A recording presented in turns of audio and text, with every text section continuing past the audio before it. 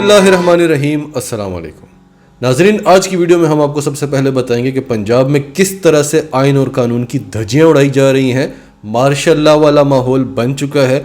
ऐसे ऐसे काम किए जा रहे हैं जो तारीख में नहीं हुए ताकि हमजा शहबाज ही पंजाब का वजीर आला रहे। फिर आपको बताएंगे कि एक बार फिर बड़ी बेशर्मी के साथ इन्होंने आवाम पर पेट्रोल बम फेंका है। उसके बाद आपको बताएंगे कि कल DGISPR ने जो प्रेस कॉन्फ्रेंस की थी और उन्होंने कहा कि कोई साजिश नहीं हुई थी, उस पर PTI का सख्त तरीन एहतजाज सामने आया है। और सबसे आखिर में आपको बताएंगे कि चीन और तुर्की ने शाह महमूद कुरैशी को इन्विटेशन भेज दिया है। शाह महमूद कुरैशी जो इस वक्त हुकूमती रुकन नहीं है, जो इस वक्त वजीर खारजा नहीं है, चीन ने शहबाज शरीफ जो पाकिस्तान के वज़ीर आज़म हैं उन्हें दौरा करने से रोक दिया और शाह महमूद कुरैशी को बुला रहे हैं। इसके पीछे की क्या कहानी है ये सारी आपको समझाएंगे। उससे पहले अगर अभी तक आपने हमारा चैनल सच TV सब्सक्राइब नहीं किया तो इसे अभी सब्सक्राइब करें और बेल आइकन पर क्लिक करें ताकि हमारी आने वाली वीडियोज़ आपको वक्त पर मिलती रहें। तो सबसे पहले पंजाब की बात करते हैं। अगर कहा जाए कि पंजाब में सिविल मार्शल लॉ लग गया है तो गलत नहीं होगा। पंजाब में आइन की धज्जियां उड़ रही हैं और कोई आइन का पासदार 12 बजे गेट नहीं खोल रहा। पंजाब के गवर्नर ने ऐवान इकबाल में बजट का इजलास बुला लिया है और डिप्टी स्पीकर दोस्त मिजारी उस इजलास की क़यादत करेगा।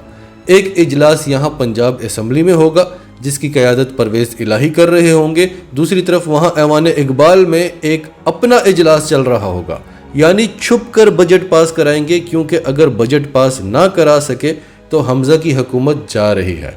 और हमजा की हुकूमत को बचाने के लिए इस मुल्क में वो काम हुए हैं जिसकी दुनिया में तो क्या पाकिस्तान की तारीख में भी कोई मिसाल नहीं मिलती। फिर पंजाब में स्पीकर से आर्डिनेंस के ज़रिए इख्तियारात भी छीन लिए गए हैं और वजारत कानून के हवाले कर दिए गए हैं। अब सेक्रेटरी कानून पंजाब असम्बली का इजलास बुलाया करेगा। स्पीकर एक सरकारी अफसर तक को कुछ नहीं कह सकेगा। अब ये सारे काम सेक्रेटरी कानून यानी एक ब्यूरोक्रेट करेगा। हम ऐसे ही वोट देते हैं जमहूरियत की खातिर। कहाँ है जमहूरियत? पहले भी नहीं थी, लेकिन अब तो खुल के सब कुछ हो रहा है। तो वोट देते ही क्यों है? ब्यूरोक्रेट्स को ये मुल्क चलाने दें, इनसे तो अच्छा ही चला लेंगे वो। बात करते हैं पेट्रोल की, जिस पर आवाम की चीखें निकलती हैं और इनके कहकहे लगते हैं। एक बार फिर इन्होंने बड़ी बेशर्मी के साथ पेट्रोल की कीमत में 25 रुपए और डीजल की कीमत में 60 रुपए फी लीटर इजाफा कर दिया है। ये वही लोग हैं और इनको शर्म नहीं आती कि हुकूमत में आने से पहले कहते थे कि इमरान खान महंगा पेट्रोल बेच रहा है, जुल्म कर रहा है, और अब कहते हैं कि इमरान खान सस्ता पेट्रोल बेच रहा था, जुल्म कर रहा था।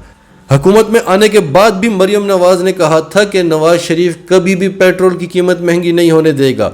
एहसन इकबाल और राना सनाउल्लाह ने भी गारंटी दी थी कि कुछ भी हो जाए पेट्रोल महंगा नहीं करेंगे। मिफ्ता इस्माइल ने भी गारंटी दी थी। अब मिफ्ता इस्माइल आवाम से कह रहे हैं कि हर चीज़ पर शोर न करें, मैं पेट्रोल महंगा करके पैसे घर नहीं ले जा रहा। फिर कल DGISPR major general Babar Iftikhar ने एक इंटरव्यू दिया था जो हमने आपको अपनी वीडियो में बताया था। उस इंटरव्यू में उन्होंने कहा था कि पाकिस्तान के खिलाफ कोई साजिश नहीं हुई, और हमने आपको बताया था कि जब नेशनल सिक्योरिटी कमेटी की मीटिंग बुलाई थी इमरान खान ने, उस मीटिंग में आर्मी चीफ जनरल बाजवा समेत फौज के तीनों अफवाज के सरबराहान थे और उन्होंने दस्तखत किए थे। और इस साजिश को ब्लेटेंट इंटरफेरेंस भी कहा गया था, इसे अनएक्सेप्टेबल भी कहा गया था, और डिमार्च भेजने की बात की गई थी और डिमार्च भेजा भी गया था।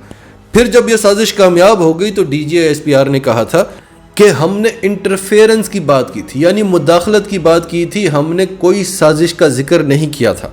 और मुदाखलत क्या होती है, साजिश क्या होती है, इस पर बड़े सवालात उठे थे।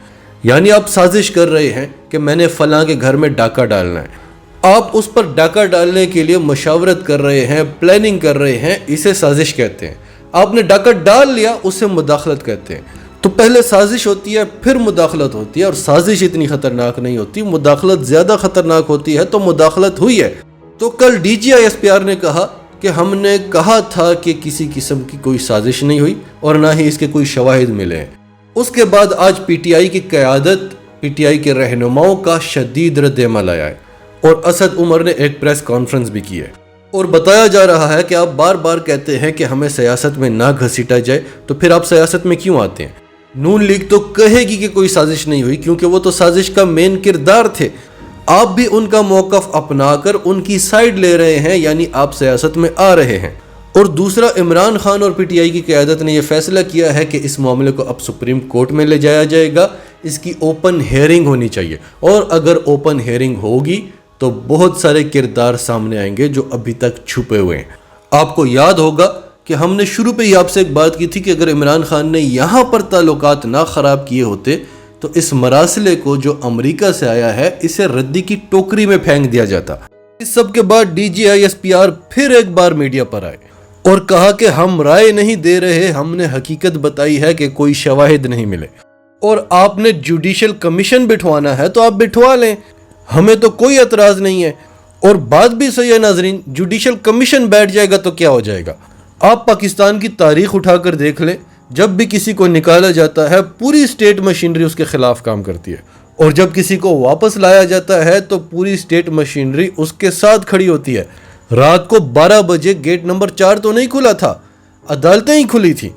تو D G I S P R آئے، اس کے جواب میں اسد عمر صاحب نے پریس کانفرنس کی، پھر D G I S P R آئے اور پھر اسد عمر صاحب آئے۔ انہوں نے کہا کہ آپ یہ کام حکومت کو کیوں نہیں کرنے دے رہے، آپ کیوں ہر چیز کا جواب دے رہے ہیں۔ اب آخر میں بات کرتے ہیں چین کی۔ چین کے حوالے سے اوریا مقبول جان نے بتایا تھا کہ شہباز شریف چین کا دورہ کرنے والے تھے اور چین نے شہباز شریف کو دورہ کرنے سے روک دیا اور army chief general Qamar Javed Bajwa کو جا کر چین کو منانا پڑا۔ اب اطلاعات مل رہی ہیں کہ چین اور ترکی نے شاہ محمود قریشی کو دورے کی دعوت دی ہے۔ شاہ محمود قریشی جو اس وقت پاکستان کے وزیر خارجہ نہیں ہیں اور نہ ہی حکومتی عہدیدار ہیں، تو اس سے لگ یہ رہا ہے کہ چین اب ثالثی کا کردار ادا کرنے جا رہا ہے، کیونکہ اس سے پہلے جنرل باجوہ بھی چین کا دورہ کر چکے ہیں، اور عمران خان کے بارے میں بھی کنفرم نہیں ہے، لیکن عمران خان نے خود بھی کہا اور ہمیں خبریں بھی ملتی رہیں، اطلاعات بھی ملتی رہیں کہ عمران خان نے نمبرز بلاک کیے ہوئے ہیں، عمران خان سے بات ہی نہیں ہو سکتی۔ تو ہو سکتا ہے کہ اب چین عمران خان کو کچھ گارنٹیز دے۔